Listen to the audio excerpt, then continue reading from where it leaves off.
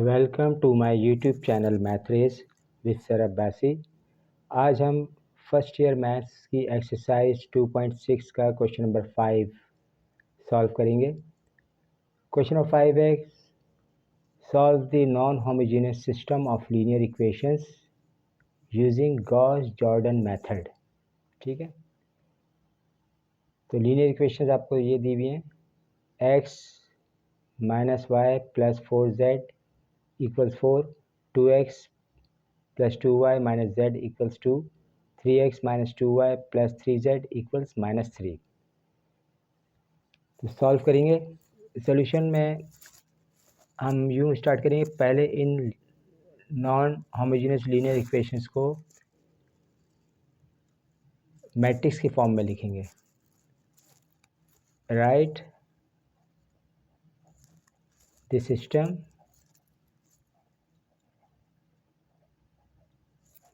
of linear equation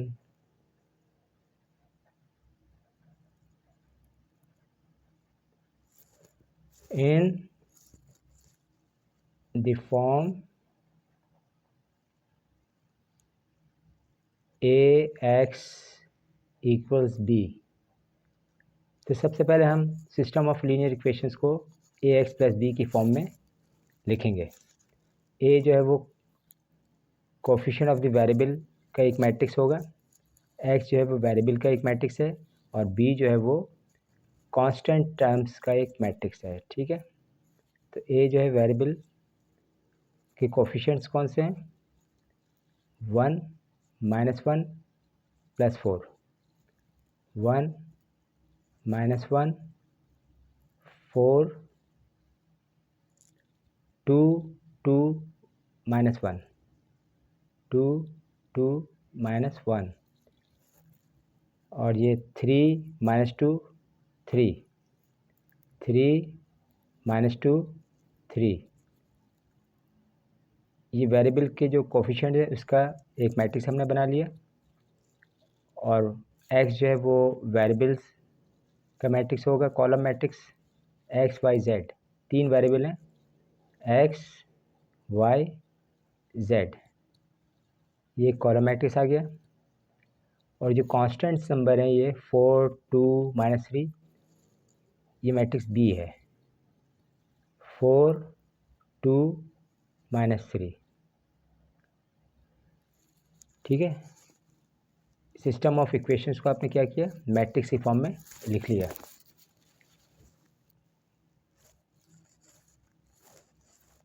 where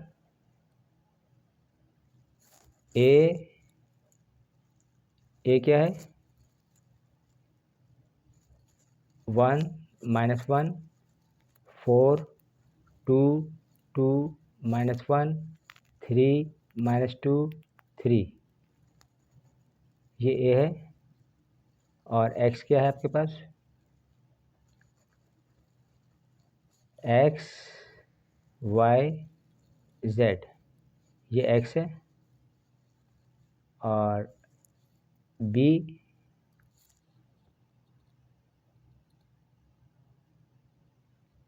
4 2 minus 3। ठीक है, a x और ये b। क्लियर। अब हम क्या करते हैं कि इसका ऑगमेंटेड मैट्रिक्स बनाते हैं। कौन सा, ऑगमेंटेड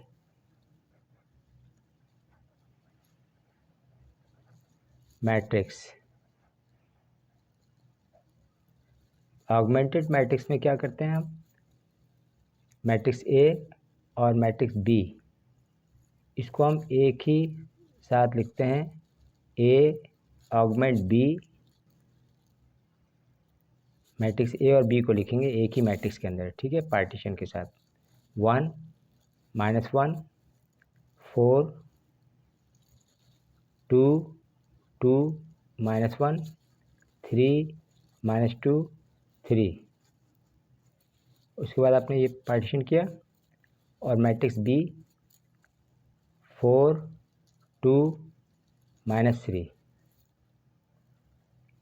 ऐसे ये ऑगमेंटेड मैट्रिक्स कहलाता है। अब इसको हम क्या करेंगे, रिड्यूस इचेलॉन फॉर्म में कन्वर्ट करेंगे इसे हम। रिड्यूस इचेलॉन फॉर्म क्या होता है कि जो लीडिंग एलिमेंट है उसके नीचे भी तमाम एलिमेंट्स को ज़ीरो होना चाहिए, और लीडिंग एलिमेंट के ऊपर अगर कोई एलिमेंट है तो उसको भी ज़ीरो बनाना पड़ेगा। ये रिड्यूस इचेलॉन की रिक्वायरमेंट्स है। ठीक है, चलिए हम इसको देखते हैं कैसे हम इसको सॉल्व करते हैं। रिड्यूस इचेलॉन फॉर्म में लेकर आएंगे इसको हम।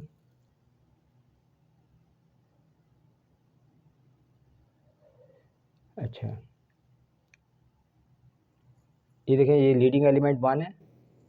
इसका मतलब है कि इसके नीचे जितने भी एलिमेंट हैं उसको ज़ीरो होना चाहिए, यानी कि 2 को और इस 3 को, इन दोनों एलिमेंट्स को हमें ज़ीरो बनाना है with the help of this leading element. ठीक है, तो हम यहाँ पे ऑपरेशन सेट करते हैं बाय टेकिंग ऑपरेशन। ये जो 2 एलिमेंट है ये रो 2 का एलिमेंट है। ये 2 कहाँ पर है? रो 2 में। तो हमें रो 2 को चेंज करना है, तो हम R2 पहले लिखेंगे, और इसको अगर हम 2 से मल्टीप्लाई करते हैं R1 को, तो ये ज़ीरो हो जाएगा। 2 - 2 ज़ीरो। ठीक है, ये एक ऑपरेशन था, हमने ये सेट कर लिया। दूसरा, ये 3 को भी अब ज़ीरो बनाएंगे, और किसकी मदद से बनाएंगे? इसी 1 की मदद से बनाएंगे। लीडिंग एलिमेंट की मदद से ही तमाम ज़ीरो बनाएंगे हम। ठीक है, तो ये जो 3 है वो R3 का एलिमेंट है, रो 3 का। तो रो 3 में चेंज आ रहा है, इसलिए हम रो 3 को पहले लिखेंगे, और R1 की मदद से इसको ज़ीरो बनाएंगे। यानी R1 को 3 से मल्टीप्लाई करेंगे तो ये 3 माइनस करेंगे तो ये ज़ीरो हो जाएगा। 3 - 3 ज़ीरो। तो ये दोनों एलिमेंट्स, ये दोनों ऑपरेशन लगा के ये दोनों एलिमेंट ज़ीरो हो जाएंगे। देखते हैं, हम इसको रफ वर्क यहाँ पे कर लेते हैं।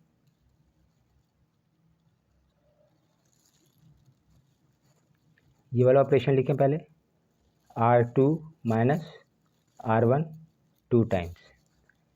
अब R2 क्या है आपके पास? ये R2 है पूरा, ये R2 यहाँ पे लिख लें। 2 2 -1 2। ठीक है, ये माइनस है, माइनस लगा दिया आपने यहाँ पे। R1 क्या है? ये R1 है, ये पूरा R1 यहाँ से यहाँ तक। 1 -1 4 4। ठीक है, ये 2 से मल्टीप्लाई आ रहा है R1, तो इस तमाम को हम 2 से मल्टीप्लाई कर देंगे। इसको सिंप्लीफाई करेंगे, क्या आएगा? 2 - 2 ज़ीरो। अच्छा, माइनस माइनस प्लस, तो +2 और +2 कितना हो गया? 4। ये -8 और -1 -9, और ये -8 और प्लस का 2 -6। तो ये हमारे पास क्या आ गया?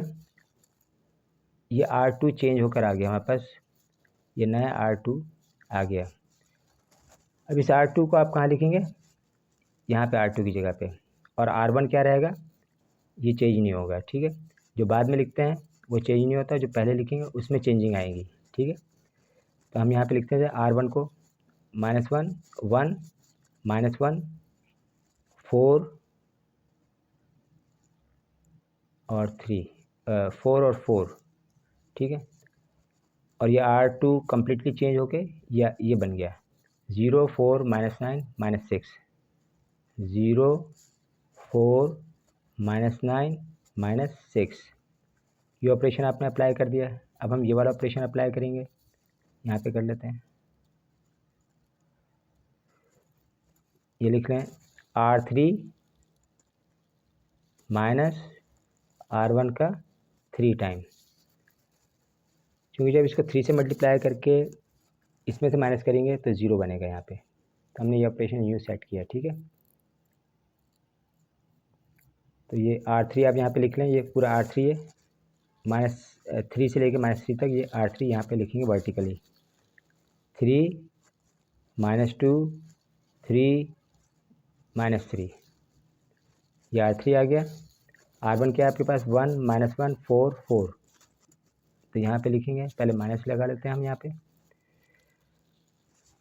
1 -1 4 4 और R1 किससे मल्टीप्लाई हो रहा है 3 से, तो तमाम नंबर्स को हम 3 से मल्टीप्लाई करेंगे।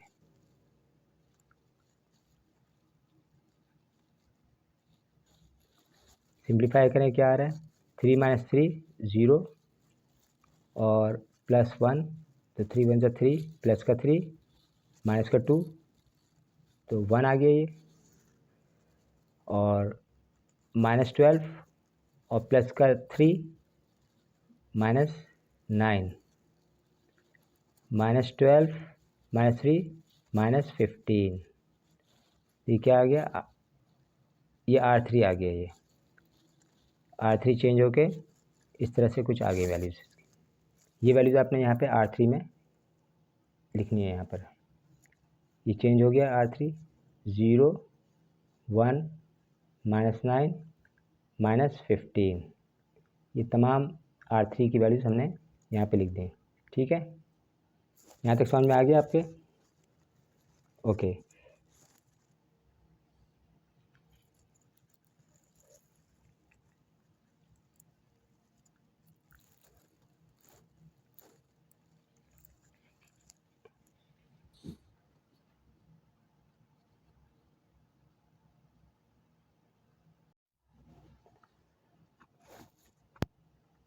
अब हम ये जो R3 है इसको हम R2 में चेंज करेंगे।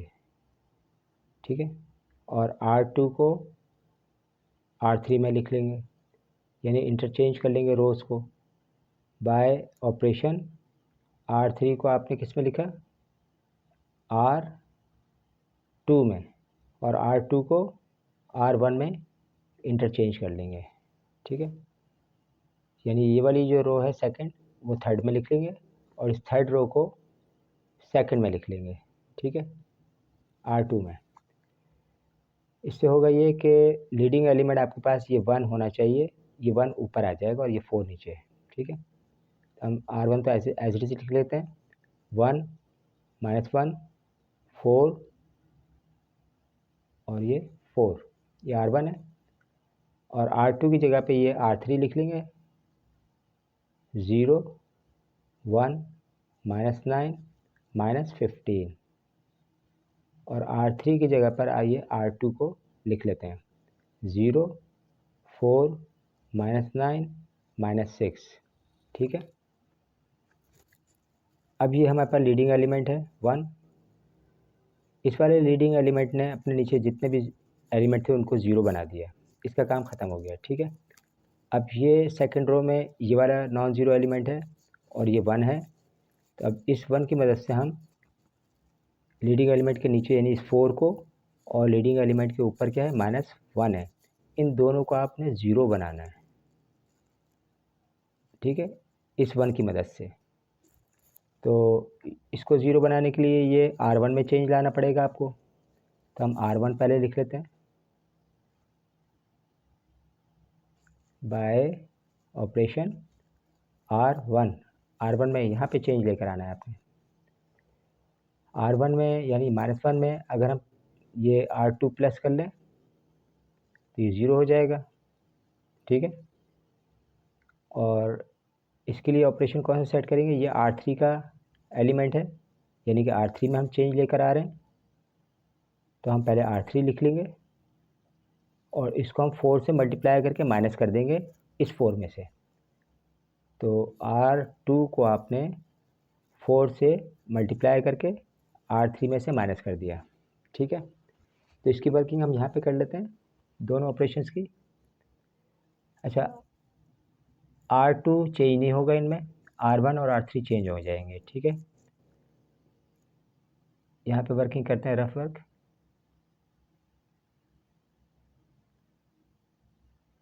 ये देखें, यहाँ पे लिख लिया हमने पहला ऑपरेशन R1 प्लस R2।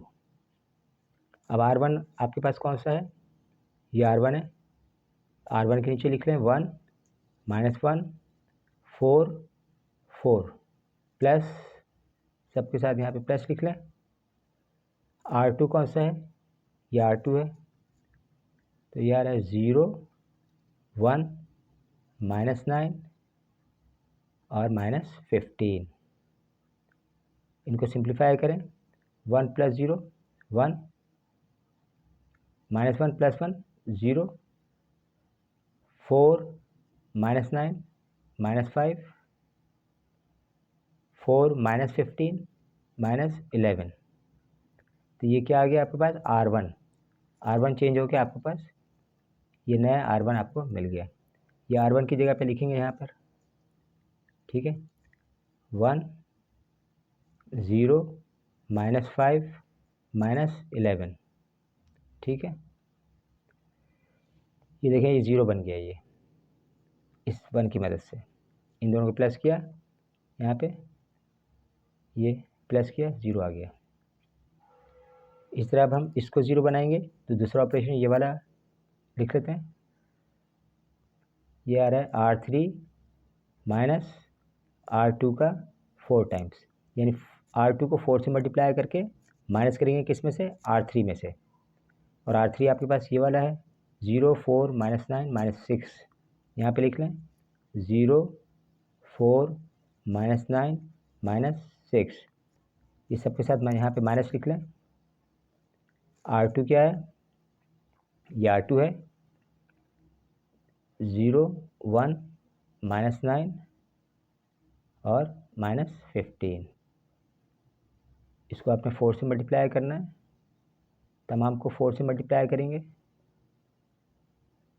क्या आ जाएगा, ये 0 -0 0, 4 -4 0, माइनस माइनस प्लस, तो 9 प्लस का 9, 9 4 द 36, प्लस का 36 है और माइनस का 9 है, क्या रह जाएगा 27। और ये क्या आ रहा है -15 माइनस प्लस, प्लस 15 को 4 से मल्टीप्लाई करें, क्या आ जाएगा 60 आ जाएगा, ठीक है। और -6 करेंगे, क्या आ जाएगा 54, 60 - 6 54। तो ये आपके पास R3 मिल गया आपको, ये R3। ये आप R3 में यहाँ पे लिखेंगे 0 0 27 54, और R2 चेंज नहीं होगा, ये R2 एज इट इज़ ये वाला यहाँ पे लिख लेंगे 0 1 -9 -15। इस लीडिंग एलिमेंट ने इन दोनों एलिमेंट्स को 0 बना दिया, ठीक है। लिहाजा इसने भी अपना काम ख़त्म कर दिया। यहाँ इस 1 ने भी तमाम 0 बना दिए, इस 1 ने भी ऊपर नीचे जितने एलिमेंट थे उनको 0 बना दिया, ठीक है। अब हम इसको 1 बनाएंगे, ये नॉन ज़ीरो एलिमेंट ये है, इसको पाइवट एलिमेंट यानी लीडिंग एलिमेंट है ये, और लीडिंग एलिमेंट को 1 बनाना चाहिए, क्योंकि रिड्यूस इचेलॉन फॉर्म में जो है वो 1 बनाते हैं और उसके ऊपर जितने भी एलिमेंट्स होंगे उसको भी हम 0 बनाएंगे। तो पहले इसको 1 बनाने के लिए क्या करेंगे,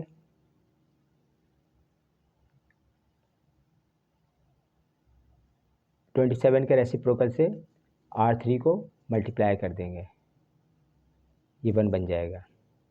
यानी R3 को हम किससे मल्टीप्लाई करेंगे, इसका रेसिप्रोकल क्या होगा 1/27। इन सब को मल्टीप्लाई करें, 0 को मल्टीप्लाई करें 1/27, 0 से मल्टीप्लाई करेंगे 0 ही आ जाएगा। 27 यहाँ पे रखेंगे तो ये 27 कैंसिल, 54 यहाँ रखेंगे तो ये क्या आ जाएगा 2, ठीक है। तो ये आ जाता है 1, R1 तो एज इट इज़ लिखेंगे, R2 को भी ऐसे लिखेंगे 1 0 -5 और ये -11, और R2 भी ऐसे लिखेंगे 1 0 1 -9 -15। ये R3 को चेंज कर रहे हैं हम, क्या आ जाएगा ये 0 0 1 एंड 2, ठीक है, ये आ गया। तो अब हम क्या करें, इस 1 की मदद से, ये लीडिंग एलिमेंट है 1, इस 1 की मदद से आप क्या करेंगे, इन दोनों को 0 बनाएंगे। ये जो है वो R1 का एलिमेंट है और ये R2 का एलिमेंट है, यानी R1 में और R2 में चेंज लेकर आएंगे। तो हम R1 में चेंज लाने के लिए R1 को पहले लिखेंगे बाय ऑपरेशन R1, इसको चेंज कर रहे हैं। R1 माइनस का 5 है, इसको 5 से मल्टीप्लाई करके प्लस कर लें, यानी R3 को 5 से मल्टीप्लाई कर लें। ठीक है, तो ये 0 बन जाएगा। कैसे, यहाँ पे देख लेते हैं। यहाँ पे लिखते हैं ऑपरेशन R1 प्लस R3 का 5 टाइम। अच्छा, R1 ये पूरा ये 1 0 माइनस 5 माइनस 11 ये यहाँ लिख लेंगे। 1 0 माइनस 5 माइनस 11 प्लस, यहाँ सबके साथ प्लस लिख लिया। R3 क्या है, ये R3 है 0 0 1 2 0 0 1 2, इन सबको 5 से मल्टीप्लाई करेंगे। R3 5 से मल्टीप्लाई हो रहा है, 5 5 5 5, सिंप्लीफाई करें क्या आ रहा है, 1 0 0 और 5 to the 10 और माइनस 11 माइनस 1, ये R1 आपको मिल गया। ये R1 चेंज होके आ गया ये वाला। ये R1 हम यहाँ पे लिख लेंगे 1 0 0 माइनस 1। ठीक है, और अब हम R2 में यानी इसको 0 बनाएंगे, तो ये R2 का एलिमेंट है। R2 को हम पहले लिखेंगे और इसको 9 से मल्टीप्लाई करेंगे और इसमें प्लस कर देंगे। R3 multiply by 9। ठीक है, तो अब हम यहाँ पे लिख लेते हैं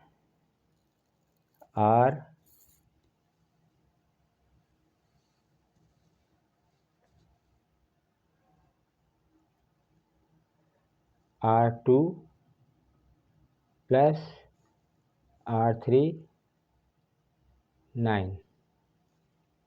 ठीक है, तो ये R2 कौन सा है, ये R2 है आपके पास 0 1 माइनस 9 माइनस 15 प्लस R3 क्या है आपके पास 0 0 1 2 0 0 1 2, 9 से मल्टीप्लाई करें सबको,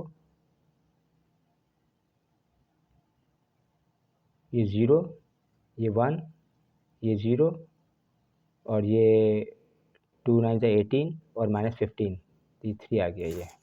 ठीक है, तो ये R2 आपको मिल गया ये वाला। ये R2 में चेंजिंग आएगी, यहाँ पे लिखेंगे R2 की जगह पे 0 1 0 3 और R3 एज इट इज़ हम कॉपी कर लेंगे। ठीक है, यहाँ तक आ गए आप। Now we detach, now we detaching the last column back to its original position.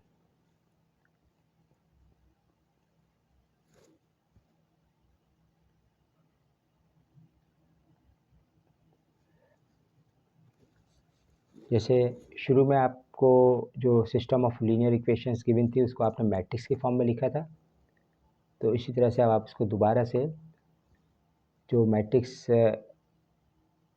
हमने ए और बी को अटैच कर लिया था, अब हम डिटैचिंग कर लेंगे, उसको अलग कर देंगे, मैट्रिक्स बी को और ए को। ठीक है, अलग अलग कर देंगे इस तरह से, यानी कि 1 0 0 0 1 0 0 0 1 और यहाँ पर x y z equal, last column को हमने डिटैच कर दिया। ठीक है, लास्ट कॉलम क्या था, -1 3 2, ये हमने पहले मिला के लिखा था, अब हम इसको दोबारा से लास्ट कॉलम को हमने यहाँ पे लिख दिया। इसको मल्टीप्लाई करें रो 1 को इससे, तो क्या आ जाएगा, x plus 0y plus 0z equal -1। तो यहाँ से क्या मिल जाएगा आपको, ये तो 0 हो गए सारे, तो x इक्वल्स -1, ये x की वैल्यू आ गई आपके पास। इसी तरह से सेकंड रो को भी इस कॉलम से मल्टीप्लाई करेंगे तो ये 0x plus y plus 0z, 0x plus y plus 0z equals 3। It means के y क्या आ गया, y आ रहा है आपके पास 3, ये y की वैल्यू मिल गई। क्योंकि x और z के जो कोफिशिएंट है वो तो 0 हैं, तो ये दोनों 0 हो जाएंगे, ये y मिल जाएगा आपको सिर्फ 3। इस तरह से ये 0x 0y और ये z, 0x plus 0y plus z equals 2। It means के z क्या आ गया आपके पास 2। Hence x equals 1, y equals 3 and z equals 2 is the required solution.